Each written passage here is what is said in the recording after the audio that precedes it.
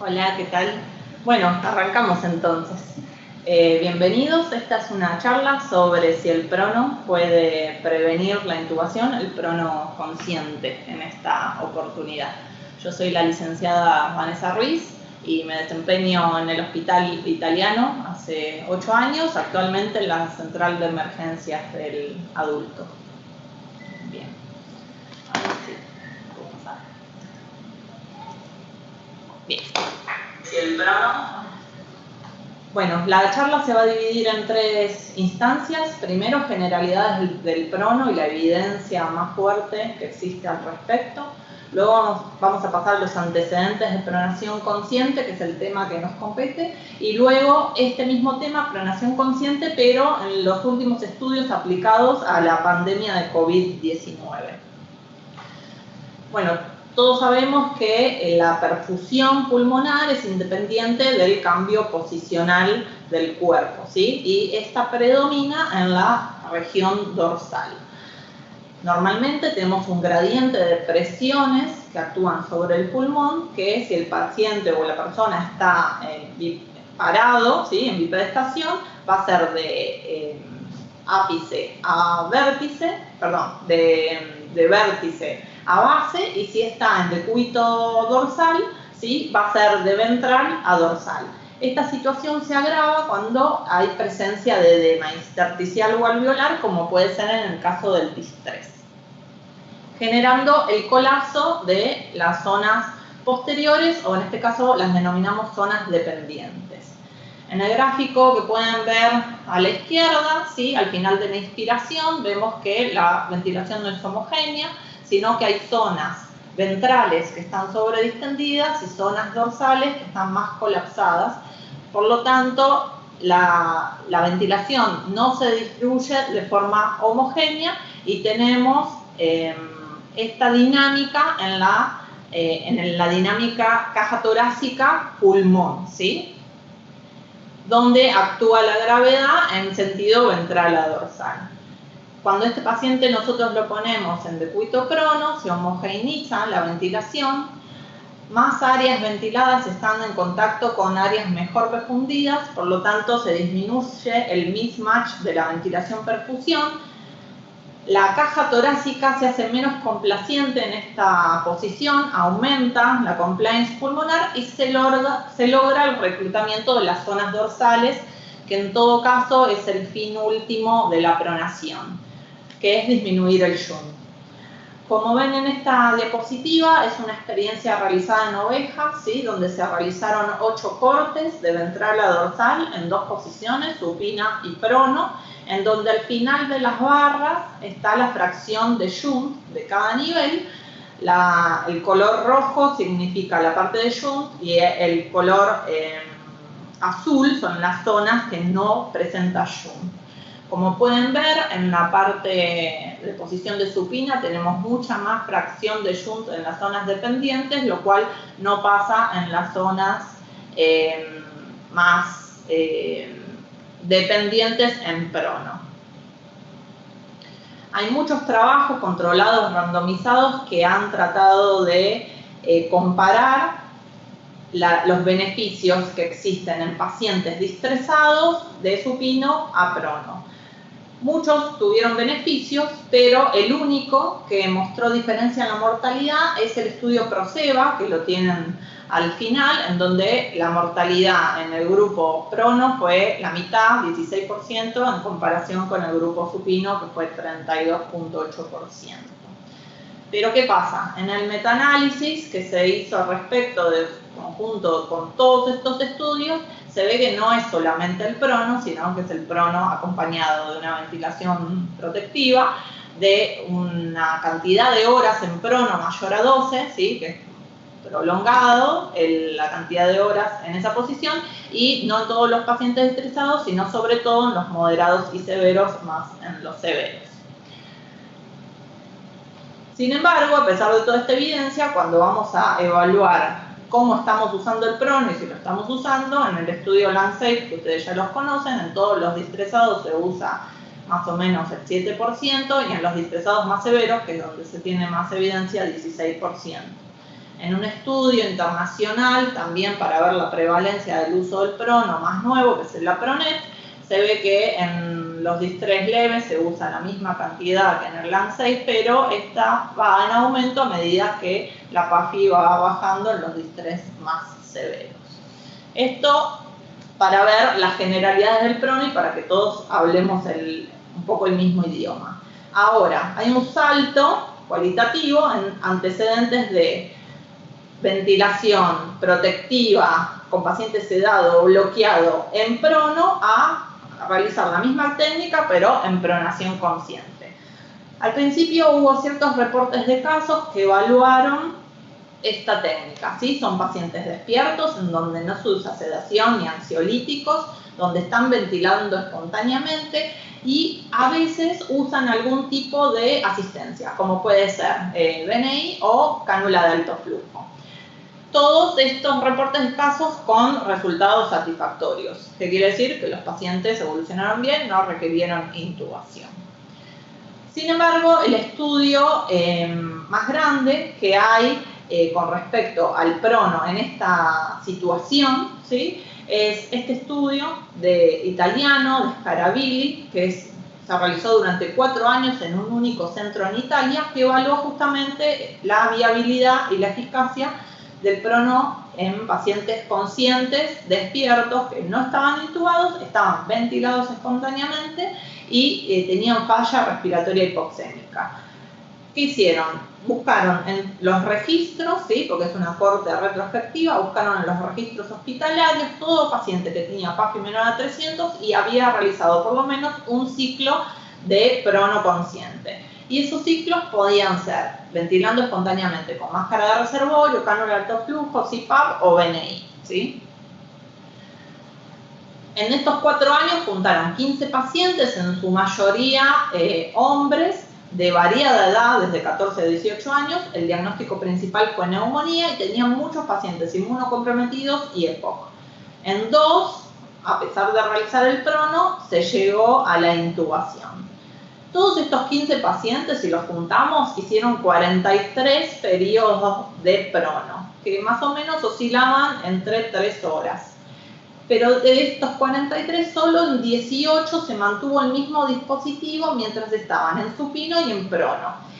Entonces, en el gráfico de la derecha pueden ver la variación de la PAFI entre 1 o 2 horas antes de realizar la maniobra de prono, entre la última hora de estar en prono y de 6 a 8 horas después de prono. Como ven en el gráfico, la PAFI aumentó significativa durante el prono, pero luego de 6 a 8 horas bajó y casi a niveles basales. O sea que hubo un aumento de la oxigenación, pero no una persistencia del mismo. En 3 oportunidades se usó remifantanilo con estos pacientes y no hubo cambios ni en la frecuencia respiratoria ni en cuestiones hemodinámicas, parámetros hemodinámicos. Ellos concluyen que el prono es una alternativa viable, segura y que mejora la oxigenación en pacientes despiertos. Pero como vemos, no lograron esta persistencia. Ahora, existe otro estudio que fue publicado este año, es un estudio chino, es el mejor de calidad metodológica de todos los que voy a presentar, porque tenían un protocolo y era prospectivo, ¿sí? Lo que hicieron fue ver si el uso precoz de prono asociado a BNI o cánula de alto flujo, directamente el objetivo era si podía evitar la intubación en pacientes que tenían distrés moderado o severo bajo los criterios de Berlín. Fue un estudio multicéntrico que duró 1 año y se hizo en terapia. Todos los pacientes que ingresaban con signos de falla respiratoria aguda, que ellos definen cuáles eran, se les colocaba BNI con 5 centímetros de agua y una FIA de 0,5 y se lo tomaba en un estado ácido-base dentro de los 30 minutos. Si esos pacientes tenían PAFI menor a 200 y cumplían el resto de los criterios de Berlín, ingresaban al estudio. Ahora sí, el protocolo que tenían de aplicación de dispositivos no invasivos era un poco extraño, ¿sí? Una vez que hacían esta primera prueba, le sacaban la BNI y le ponían cánula de alto flujo. Y se fijaban si mejoraba la mecánica y si la saturación era mayor a 90. Si era así, el paciente continuaba de esa manera. Si no, a la cánula de alto flujo se le agregaba la pronación consciente. Si el paciente mejoraba mecánica y saturaba más de 90, continuaba en la misma situación, si no, se cambiaba la interfaz y se pasaba a BNI. Y así se continuaba hasta que, si el paciente no mejoraba, se agregaba prono al BNI, ¿sí? Y si con todo esto el paciente no mejoraba, directamente iba a la intubación. Pero fíjense todas las instancias que llegaba hasta la intubación. Obviamente, si el paciente ingresaba con signos de falla respiratoria que requerían intubación de forma inmediata, y eso lo llamaban como alteración del estado de conciencia o no protección de vía aérea, se intubaba directamente. Pero en el resto de los pacientes había todo un camino de falla, de circuitos no invasivos, que en mi opinión retrasaba un poco la intubación. ¿Cómo les fue en este estudio? Tuvieron 20 casos. En este gráfico está dividido la PAFI entre los pacientes que tuvieron éxito, éxito significa no se intubó, y los que tuvieron fracaso. Ellos tuvieron 55% de éxito, y como ven en el gráfico, un mismo paciente pudo haber alternado muchas de estas instancias de cánula de alto flujo y prono, BNI y BNI prono, ¿sí? Todos aumentaron su PAFI, ¿sí? Y hubo diferencia significativa entre el grupo éxito y el grupo fracaso. Y sobre todo se ve esta tendencia de que a medida que íbamos escalando en este camino de cambio de interfaz y cambio de posición, la PAFI era mayor. Entonces, de estos 20 pacientes, siempre en todos estos estudios que voy a hablar, más o menos tenían entre 50 y 60 años, siempre eran en su mayoría hombres y la mayoría eran neumonías virales. En este caso, el 50% de la muestra era moderado y el 50% era severo, realizaban prono 2 veces por día y solamente 2 pacientes no toleraron. Pero algo me parece a destacar también de este artículo es que todos los pacientes que tenían una PAFI menor a 100, con BNI, o sea, fue el último eslabón que lo llevó en toda su cadena de protocolo, terminaron intubados, ¿sí? 33% de estos pacientes usaron ECMO y 1 falleció. Entonces, ellos concluyen que el uso precoz de prono con cánula de alto flujo en pacientes con distrés moderado y ponen un punto de corte de saturación mayor a 95, podría evitar la intubación, pero que claramente en pacientes severos no es candidato a esta terapéutica. Muy en contraposición de lo que veníamos diciendo de prono en pacientes intubados, en donde les va mucho mejor y tenemos más evidencia de que evita el desenlace final en los pacientes severos. En este caso, claramente no estaría pasando. Pero ahora con el tema de la pandemia que nos está ocupando también a nivel local con el aumento de los casos, ¿sí? Hubo un cambio de protocolos.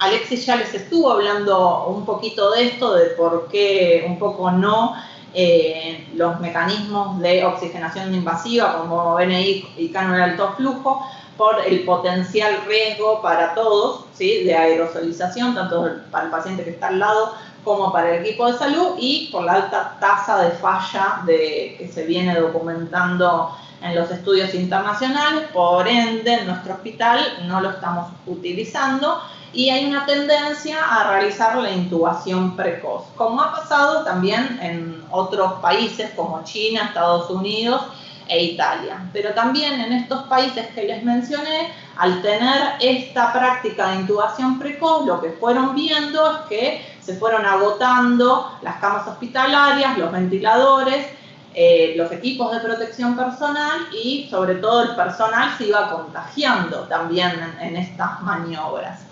Entonces, ante un escenario de sobrecupo del sistema de salud, se empezaron a plantear si existían otras estrategias posibles para evitar o retrasar la intubación. Y ahí es donde surge este tema de incorporar el prono consciente con este objetivo.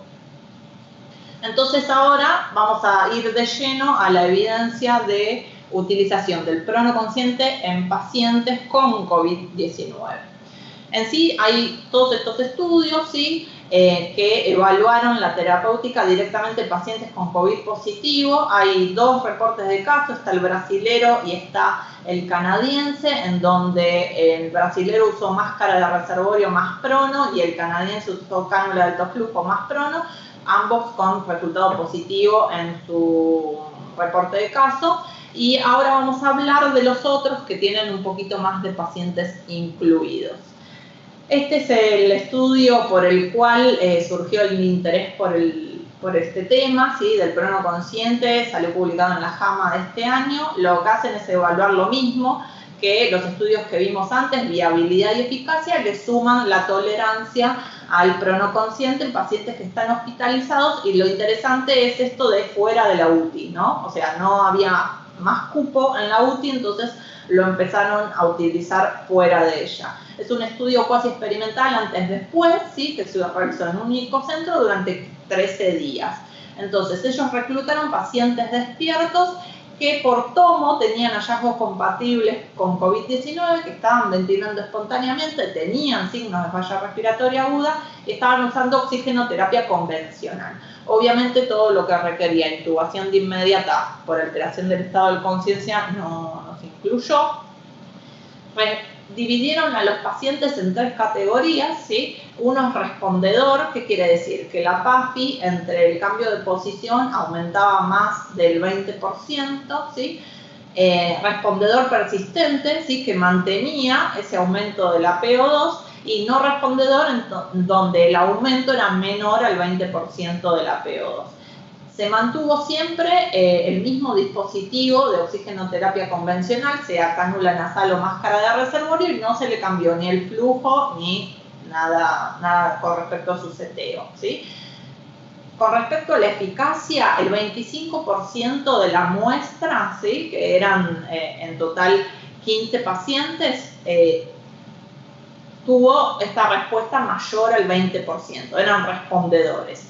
Pero si se tiene en cuenta cuáles fueron persistentes, solamente 3, ¿sí? Mantuvieron esa persistencia en su oxigenación. Y de toda la muestra, ¿sí? Que eran 24 pacientes en total, 5 terminaron intubados. Y terminaron intubados dentro de los 10 días, ¿sí? Se tomó un periodo de seguimiento de 10 días.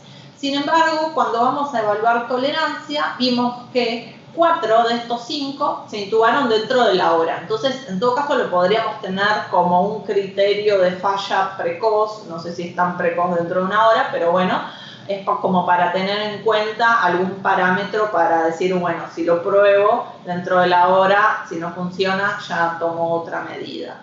El 63% lo toleró más de 3 horas, y con respecto al disconfort, obviamente en supino no tenían ningún disconfort, y cuando se colocaban en prono referían 4 en una escala de EVA. Como efectos adversos registraron lumbalgia. Esta es una carta al editor, por lo tanto no tiene conclusiones. Si yo tuviera que concluir sobre sus resultados, ¿sí? De 24 pacientes, 15 mantuvieron 3 horas, que son los que están graficados. 25% de esos 15 aumentó la saturación, pero solamente 3 de todos la mantuvieron después de las 3 horas. Así que vemos el mismo tipo de comportamiento de los estudios anteriores. Mejoría de la oxigenación, pero no persistencia. Con respecto a este artículo de Caputo, es de Estados Unidos, hicieron lo mismo, pero lo interesante es que fue solamente en el departamento de emergencias, es una serie de casos, también es monocéntrico y se realizó durante un mes. ¿Qué pasó? Ellos tenían muchos ingresos, intubaban a la mayoría con esta modalidad de intubación precoz, pero ante la escasez de recursos empezaron a implementar esto del prono consciente en aquellos que consideraban los happy hypoxemic, ¿sí? Como que eran pacientes que desaturaban desaturaban aire ambiente y tenían una saturación menor a 93 con oxígeno suplementario, ¿sí? Pero estaban un poco taquipnéicos, pero no tenían mala mecánica y entonces no tenían requerimiento inmediato de intubación y eran capaces de colocarse en prono. Obviamente todos los pacientes que tenían órdenes de no intubación, que ya venían intubados, que hacían paro o que estaban con BNI en el momento, no fueron incluidos y se evaluó saturación y falla de prono. Falla de prono quiere decir que terminaron intubados. Y midieron en 3 momentos diferentes. Midieron la llegada del triage, que algunos estaban ventilando espontáneamente aire ambiente y otros tenían algún tipo de oxígeno, oxigenoterapia como cánula de alto flujo o máscara de reservorio. Después, cuando les colocaban algún tipo de dispositivo de oxigenoterapia. Y por último, 5 minutos después de haberse colocado en prono. Ellos tuvieron una diferencia significativa entre el pre y el post con respecto a la oxigenación. Pero si lo tomamos de esta manera, no estamos evaluando solamente el prono, sino que estamos evaluando el prono más la oxigenoterapia, entonces no podemos sacar como una conclusión de que el prono mejoró la saturación, a mi entender, ¿sí? Sin embargo, ellos concluyen que el uso de prono en pacientes con hipoxemia moderada o severa mejoró la saturación y que se debería usar de forma precoz y frecuente para evitar y retrasar la intubación. Después vienen los artículos de China, ¿sí? Que lo que hicieron es compartir la experiencia de haber utilizado el prono más el decúbito lateral en pacientes que tenían oxigenoterapia convencional, cánula de alto flujo o BNI. También es una corte retrospectiva y lo interesante que es en el lugar en donde se originó la pandemia, ¿sí? Es en Wuhan.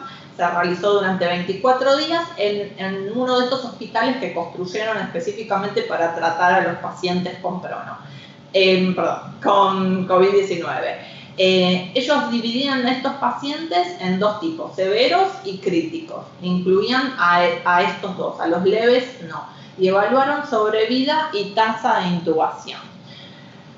Tenían un score por tomografía computada, ¿sí? Y medían signos vitales y demás cuestiones. En estos 24 días reclutaron 25 pacientes, también de edad de 54 años, en su mayoría hombres. El tipo de oxigenoterapia era muy variable, 40% cánula nasal, 24% máscara de reservorio, otro 24% cánula de alto flujo, 12% BNI. La cantidad media de horas de prono era 5, más o menos, y tuvieron 2 variables que se comportaron con diferencias estadísticamente significativas, que fueron la frecuencia respiratoria y este score que le establecían a la radiografía de tórax, en donde la podemos ver en la pantalla a la derecha, en la mejoría, ¿sí? El pre y post tratamiento con prono. Ellos en sus resultados dicen que todos los pacientes toleraron la posición, que no tuvieron efectos adversos registrados al prono, que sobrevivieron, ¿sí? Y que no fueron intubados. Sin embargo, cuando yo veo el diagrama de flujo, veo ahí que excluyen a los pacientes intubados y excluyen a los pacientes que no toleraron el prono. Entonces es un poco cuestionable esta conclusión de que todos sobrevivieron, incluso uno falleció de esos. Entonces no sé si concluiría eso. Sin embargo, hay una frase destacada en la conclusión que me parece importante, que dice que esta estrategia debe ser explorada como intervención precoz en el manejo de las etapas iniciales de COVID, pero en el contexto de la pandemia y de recursos médicos limitados. Me parece que ninguno de nosotros quiere evitar la intubación si el paciente lo requiere y tengo los medios como para hacerlo. Después está este artículo italiano, ¿sí? de Sartiri, que lo que hizo fue prono, pero más BNI. Lo que hicieron fue una encuesta. Bajaron a todas las unidades que no fueran UTI, ¿sí? Fueron a todas las otras unidades y se fijaron en ese día quiénes estaban con prono y BNI. Y los registraron. En total sumaron 15 pacientes, también cerca de 60 años, en su mayoría hombres, y habían empezado esta terapéutica más o menos 5 días anterior a este corte transversal. hacían 2 ciclos de 3 horas cada día, el 73% refería que estaba confortable en decúbito prono, y la mayoría de ellos había iniciado el prono cuando, a pesar de tener colocado el helmet con 10 centímetros de agua y PO2 al 0,6, su saturación era menor a 94 y habían tenido una pobre respuesta en calidad, sí, en mecánica ventilatoria sobre todo. Hicieron un seguimiento de 14 días a partir de este corte transversal y vieron que un paciente terminó intubado y otro paciente falleció, no llegó a intubación. Sin embargo, vemos algo diferente, ¿sí?, de los trabajos que se vienen planteando hasta ahora, en donde hay una tendencia al aumento de la saturación y de la PO2 en el prono, ¿sí?, pero sobre todo hay una disminución de la frecuencia respiratoria, y esa disminución de la frecuencia respiratoria se mantuvo después de 6 horas de haberse retirado, ¿sí?, la BNI y el paciente ya encontrarse en supino. Entonces, ellos concluyen que la aplicación de BNI más prono en pacientes con distrés y COVID en la guardia general era posible, pero que en este diseño, que es un corte transversal, claramente no se puede decir si evita o retrasa la intubación. Tenemos otro artículo chino, ¿sí? En este caso, en vez de BNI, usaron cánula de alto flujo, es una serie de casos. Ellos tenían el protocolo que está en la parte inferior de la pantalla. Otra vez, esta clasificación de los chinos de severo y crítico, ellos aplicaron cánula de alto flujo en los pacientes con COVID severo, donde el protocolo era que estén 16 horas por día en prono, que es el artículo en donde más cantidad de horas de prono consciente tienen, y les daban un asistente, ¿sí?, un apoyo psicológico a estos pacientes para lidiar con la angustia, el disconfort y la imposibilidad de cambiar de posición durante estas 16 horas por día. Además de la cánula de alto flujo, bueno, tenía todo el tratamiento de comorbilidades, de antivirales, de evitar el balance positivo de corticoides y de prevenir otros desenlaces. Se les monitoreaba signos vitales, estado de conciencia, paz y saturación. Si deterioraban su estado, se intubaban o iniciaban BNI, que es esto como que siguen el mismo camino de si falla cánula de alto flujo BNI.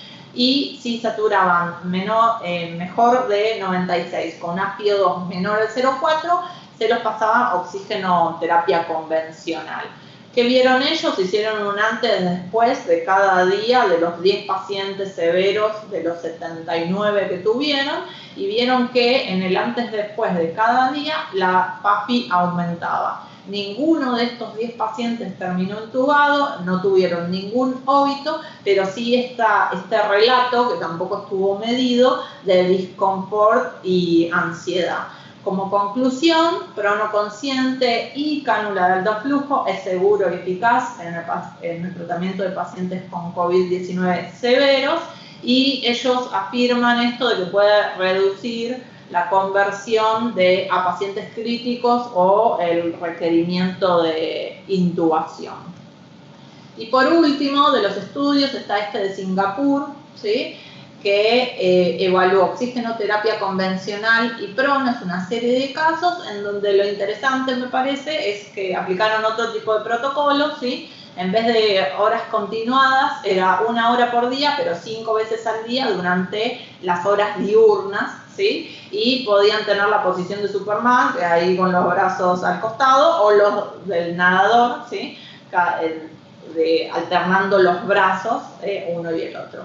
Fueron 10 pacientes, también 60 años de media de edad, en su mayoría hombres. Usaban cánula de alto flujo, flujos muy bajitos, 2 litros por minuto. La cantidad de horas de prono acumulado de toda la muestra fueron 21.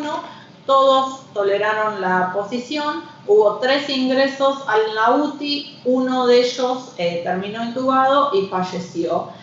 y concluyen, ¿sí?, que el prono despierto puede ser una maniobra de bajo costo y riesgo que puede ayudar a pacientes COVID-19 a retrasar o evitar el ingreso a la terapia, ¿sí?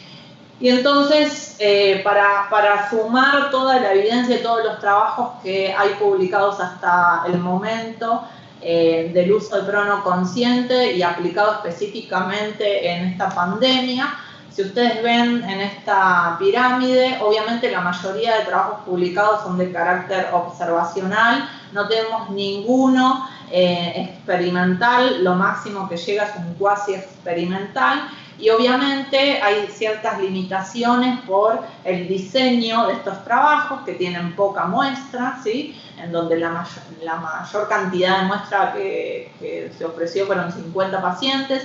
Eso lo hace como poco representativo para poder tratar de extrapolar los datos y aplicarlos en donde uno está trabajando. Muchos son de estudios retrospectivos, en donde hay datos faltantes, no tienen estado de base o algunos signos vitales no estuvieron registrados. Obviamente, si el COVID-19 comenzó en diciembre, no tenemos un alto seguimiento de estos pacientes, como que todo el mundo trataba de registrar lo más rápido posible, publicar sus datos, ¿sí?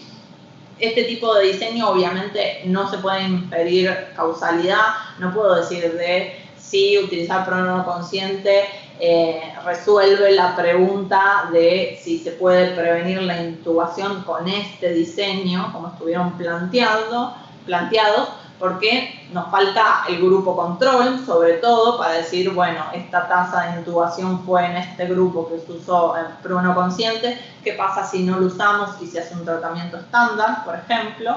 No hay randomización, lo cual evita los sesgos porque el azar disminuya que la muestra esté sesgada, ¿sí? En la mayoría no hay protocolos establecidos, solamente en uno que era prospectivo y tenía también como este camino muy largo hasta llegar a la intubación. Eso genera que las publicaciones tengan sesgos de selección, no despejan confundidores ni modificadores de defecto y sobre todo que las variables principales son débiles. Yo no sé si es una variable muy importante que le mejore la saturación en prono cuando ese resultado no estuvo asociado en todos los estudios de distrés. La saturación o mejoría de la PAFI dentro de la primera hora de prono no estuvo asociado con la reducción de mortalidad. Sin embargo, las otras variables sí estaban asociadas. Entonces me permití hacer como un PROCON también para ordenar un poco lo que pienso de la extracción de material de cada uno de los trabajos. Obviamente, si yo hablo por el intercomunicador por el paciente y le digo, bueno, ahora te toca la hora de prono, es algo como muy simple, no tengo que ni siquiera entrar a la habitación, no tengo que exponerme, el paciente lo puede realizar de forma sencilla, no implica ningún costo, más allá de brindarle quizá almohadas o algún tipo de dispositivo para confort. Obviamente requiere menos demanda de recursos humanos que si el paciente está sedado y bloqueado, que para pronar a un paciente de esas características mínimo se requiere 5 profesionales entrenados en esa maniobra. Si no está sedado ni bloqueado, el paciente está participativo, preserva su capacidad respiratoria, puede hacer fisioterapia neuromuscular, puede comunicarse con su familia por el celular, puede mantener la nutrición de forma oral y obviamente se evitan todas las complicaciones de que esté intubado, como debilidad adquirida, como neumonía asociada a la ventilación mecánica. Y obviamente es una estrategia que nos viene súper bien para países con recursos limitados. Entonces, por este lado me parece que es muy buena, pero si veo las contras, tengo que tener en cuenta muy bien la selección de pacientes. Claramente, un paciente severo con PAFI menor a 100, a 150, yo no lo colocaría en prono. Tengo que ver esto de la tolerancia, ¿sí? En donde son muy pocas horas las que de mediana los pacientes estaban en prono. Si hago una media de eso, eran 2, 3, máximo 5 en un régimen chino, ¿sí? En donde tenían el objetivo de 10 horas de prono y tuvieron la mitad, ¿sí?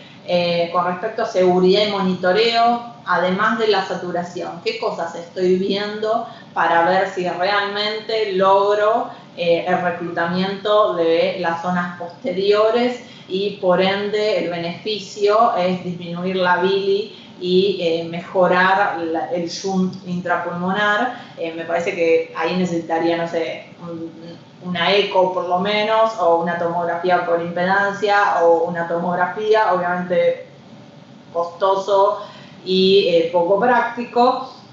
Efectos adversos, esto de retrasar la intubación, yo no creo que sean dos objetivos iguales. No es lo mismo retrasar la intubación que evitarla.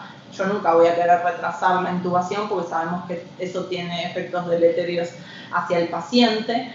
Obviamente esto de las sesiones breves es cuestionable desde el punto de vista de lograr el reclutamiento pulmonar. Esta falta de variables con resultados importantes, casi siempre fue saturación, frecuencia respiratoria, tolerancia, y se habló muy poco de tasa de mortalidad, tasa de intubación, estadía hospitalaria o en la terapia. También es muy variable la tasa de intubación, tenemos desde el 6% hasta el 45% en todos estos estudios que les estuve comentando. Hay una falta de criterios de falla, quizá traer esto de si los que toleraban menos de una hora todos terminaron intubados. Bueno, en todo caso, si vamos a hacer un trial de prono antes de tomar la decisión, claramente tiene que durar menos de esto. Y la falta, obviamente, de estudios experimentales que nos permitirían contestar la pregunta. Entonces, ante la pregunta, ¿sí?, finalmente vemos que no es solamente el prono lo que se evaluó, sino que se evaluó con cointervenciones que fueron muy variables. Estaba BNI, estaba oxigenoterapia convencional, estaba cánula de alto flujo, además de todo lo que recibía el paciente en el medio que no estuvo controlado, no sé, corticoides, medicamentos antitérmicos, dolor, no sé, miles de cosas. La tasa de intubación era muy variable, dependiendo en qué país estaba publicado el artículo, y sobre todo esto de la falta del grupo control con un tratamiento estándar. Para contestar esto, me parece que vamos a tener que esperar un poco, ¿sí?, a que, ahí está, tuvo un delay, a que el resto de las publicaciones salgan. Hay más de 30 estudios registrados en el Clinical Trial que van a evaluar prono consciente, más algo, ¿sí? Algunos usan cánula de alto flujo, otros usan BNI, otros usan oxigenoterapia convencional, algunos nombres de estudio que son llamativos. Los canadienses le pusieron Corona a su estudio. Y a nivel hospitalario, ¿sí?, hay dos líneas de investigación.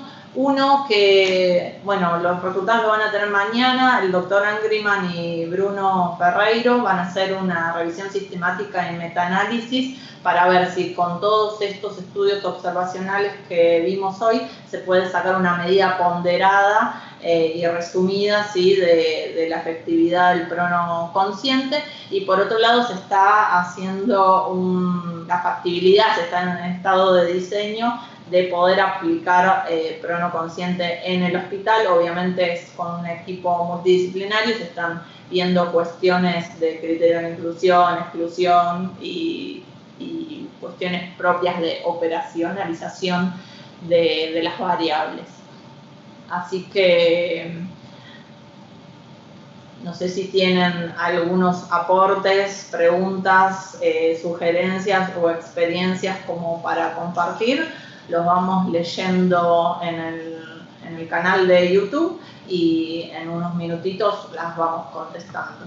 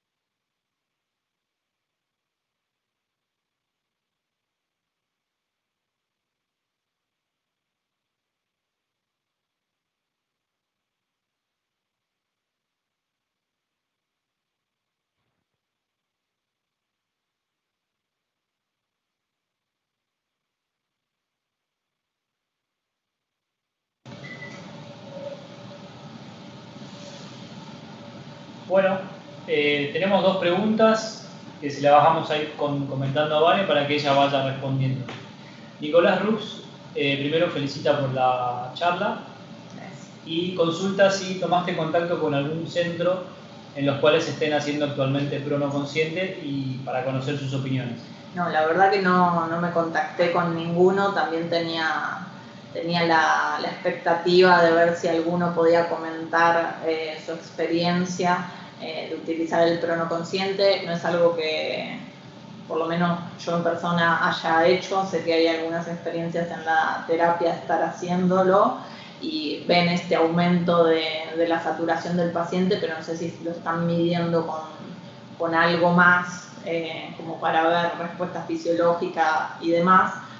Obviamente que la intubación no es una cuestión fisiológica y es una decisión clínica. No vamos a decir de que si, no sé, mejora el reclutamiento pulmonar pero el paciente está en falla respiratoria, lo vamos a dejar en esa condición. Obviamente que siempre es una decisión clínica, médica, y en todo caso nos podemos apoyar de otras variables como para ir viendo si es efectivo y seguro sobre todo.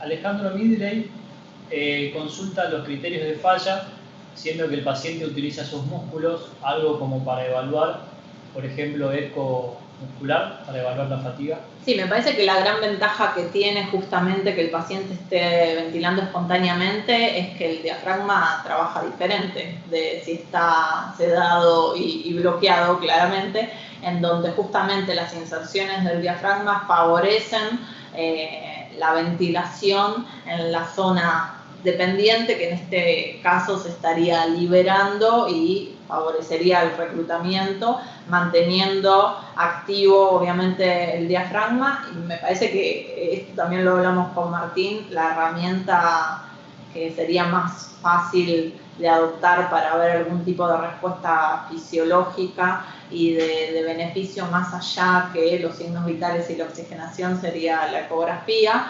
Obviamente eso lleva a exponer al personal que va a realizar la eco al paciente con COVID, está todo el tema de desinfección del equipo y demás, que eso lo tendrán que evaluar los profesionales destinados a realizar la terapéutica, pero como que está esa sensación de que falta un poco más de monitoreo y sobre todo faltan todos los criterios de falla, no solamente esos, o sea, hay muy poco descripto todavía. Igualmente se entiende que estos trabajos fueron hechos no con la intención de realizar una investigación científica y responder una pregunta de investigación con todo no sé, con toda la planificación que ello conlleva, sino fue una terapéutica de rescate ante una escasez de recursos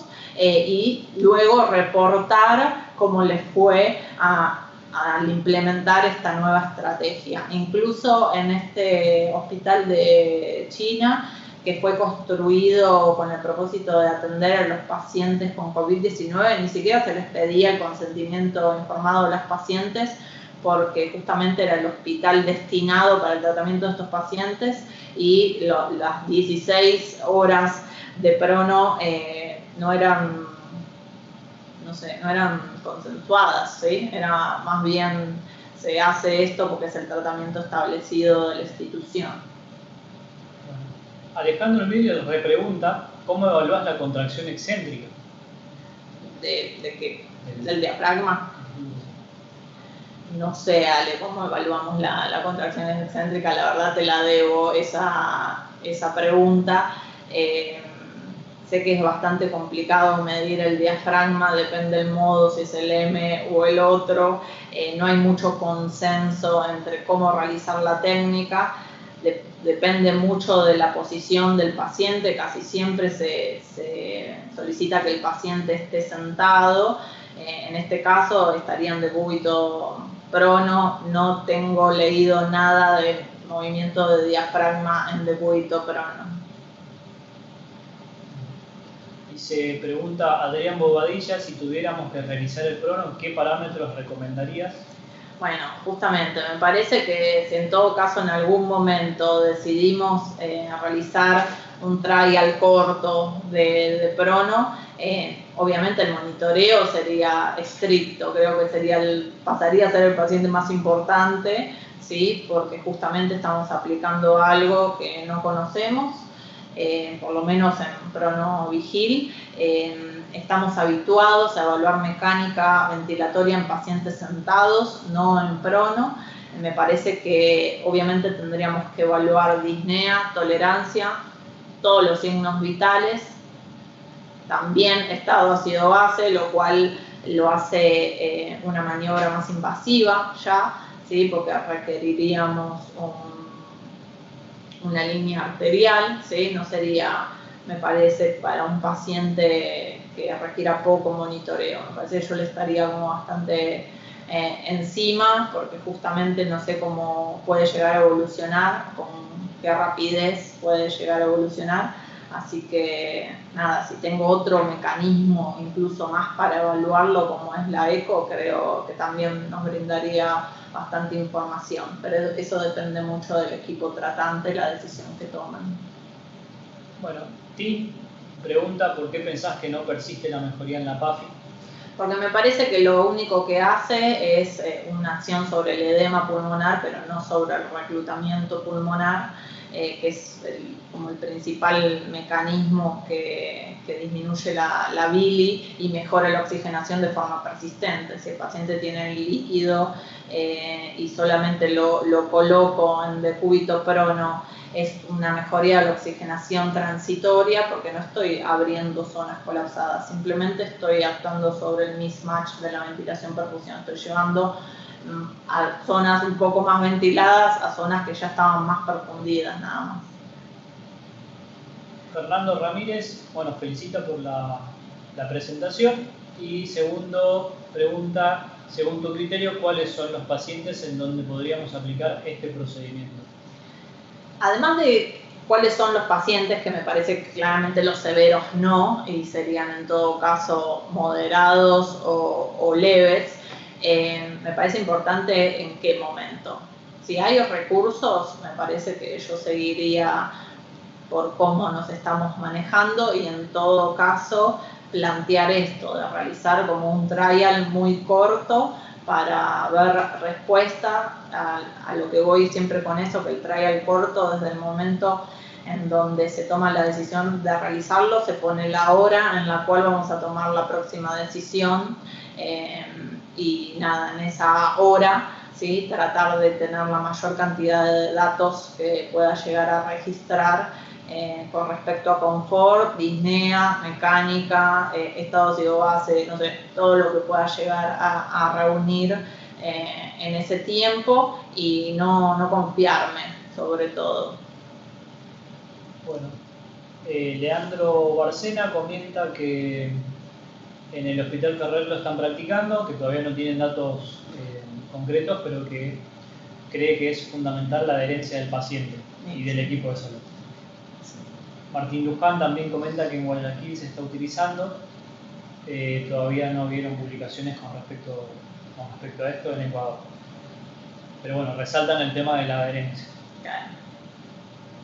Yo por ahí, para sumar, perdón, a la pregunta de Ale con respecto a la contracción excéntrica en prono hay una manera con el ecógrafo o vía el transductor convex se puede llegar a ver la expulsión diafragmática y de esa manera evaluar si está aumentando esta contracción o no, que el paciente ventilando espontáneamente sería factible, cosa que no podemos hacer en el paciente ventilado con ventilación mecánica, ya que la presión positiva empuja de alguna manera el diafragma y esa medida ya no es tan fiable.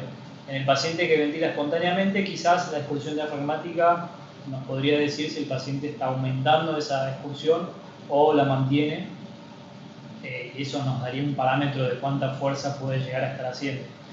Es más fiable medir el porcentaje de acortamiento, que también se puede hacer con el traductor lineal en la zona de aposición, y sería un dato más, como dice Vane, para tomar una decisión quizá más guiada. Después, no, por ahora no hay más preguntas. Bueno. Ale, ¿te querés recordar de la charla? Para el próximo lunes 22 tenemos la charla de la licenciada Andrea Canepari, que nos va a hablar del equipo de respuesta rápida y el rol de la kinesiología intensivista pediátrica, así que los invitamos a participar también por el mismo canal de YouTube. Martín Luján dice, al pasar a supino, ¿cuánto tiempo o qué parámetros se tendrían en cuenta para regresar al crono? Sí, son los mismos, me parece que tenés que registrar si antes, después, obviamente, si cuantas más cosas yo varíe entre una posición y la otra, menos información tengo de qué beneficio o perjuicio estoy teniendo en el prono. Esto lo digo porque muchas veces se cambia el seteo en los trabajos que presenté, ¿no? Muchas veces se cambia el seteo ventilatorio entre supino y prono, lo cual hace dudar de qué es el efecto de qué estamos viendo, ¿sí? No está nada establecido de en qué momento ellos tomaban la decisión de volver al prono. Me parece que la indicación era, bueno, la mayor cantidad de horas que toleres en prono lo hacemos de forma diurna y medimos los resultados. Supongo que se guiaban mucho por la saturación, porque es como el parámetro vital que está más registrado, pero bueno, nada, no hay nada desde el punto de vista de trabajo respiratorio, que me parece que es una de las patas que le falta a los trabajos, ni sobre el efecto sobre el reclutamiento pulmonar. Bueno, Adrián te dice que es excelente, gracias. Martín Luján lo mismo. Gracias. Milagros López Salva también, muchas gracias, clarísimo. Pasé por alto un comentario, perdón, de Yamila Chumino, que se ofrece a trabajar con el protocolo en el hospital. Genial, ¿sí? Si necesitan algo. Sí. Patricia Natividad Campos, muchas gracias, saludos. Agustina Cecilia Roseto también, excelente. Bueno, si no tienen más preguntas, listo. Bueno, vamos cerrando. Les agradezco la presencia, sus comentarios y bueno, si quieren seguir aportando desde el canal de YouTube y desde el Instagram, los pueden seguir haciendo y bueno, los invito al próximo encuentro del lunes que viene con Andrea. Hasta luego.